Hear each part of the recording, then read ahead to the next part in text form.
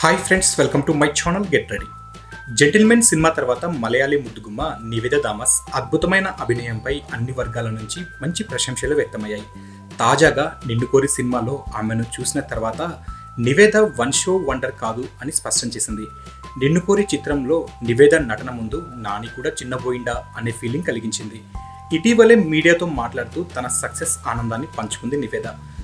Gentlemen cinema అప్పుడు నాకు టాలీవుడ్ అంతా కొత్త, ప్రస్తుతం చాలా పరిచయాలు ఏర్పడ్డాయి. నిన్ను కోరి సినిమా షూటింగ్లో నానితో ఏర్పడిన పరిచయం ఇప్పుడు బలమైన స్నేహంగా మారింది.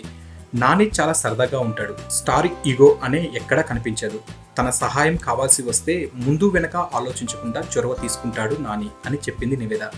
ఇక అలాగే ప్రస్తుతం జూనియర్ ఎన్టీఆర్ నటిస్తున్న జై లవకుశ చిత్రంలో నటిస్తున్నాను. 3వ చిత్రంతోనే ఎన్టీఆర్ సరసన నటించడం నా అదృష్టంగా భావిస్తున్నాను. జై లవకుశలో నటించడం ఓ గొప్ప అనుభూతి. ఈ సినిమాలో 3 హీరోయిన్స్ ఉంటారు, వారిలో నేను ఒకదాన్ని అని వెల్లడించింది.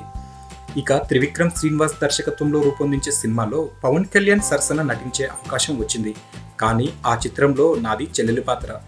హీరోయిన్గా రాణిస్తున్న సమయంలో సిస్టర్ పాత్ర చేయడం వల్ల కెరీర్ ముప్పు ఏర్పడే అవకాశం ఉందనే ఉద్దేశంతోనే ఆ పాత్రను నేను ఒప్పుకోలేదు. ఆ మాటను చెప్పడానికి నేను చాలా బాధపడ్డాను. పవన్తో సినిమా వదులుకోవడం దురదృష్టమే. మున్ముందు ఆయనతో కలిసి నటించే అవకాశం వస్తే తప్పకుండా చేస్తాను అని నివేద తెలిపింది. ఇక నటన పరంగా గ్లామర్గా కనిపించడం తప్పనిసరి, అలాగని అవకాశాల కోసం హద్దు మీరను. మితిమీరిన గ్లామర్ను ఒలకపోయడం నా వల్ల కాదు. పాత్రకు తగ్గట్లుగా హుందాగా కనిపిస్తే గ్లామర్ పాత్రలలో కనిపిస్తాను.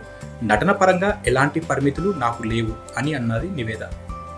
ఇక బాలనటిగానే సినిమాల్లోకి ప్రవేశించాను. స్టడీస్ పూర్తయిన తర్వాత పూర్తి స్థాయిలో నటనను వృత్తిగా స్వీకరించాను.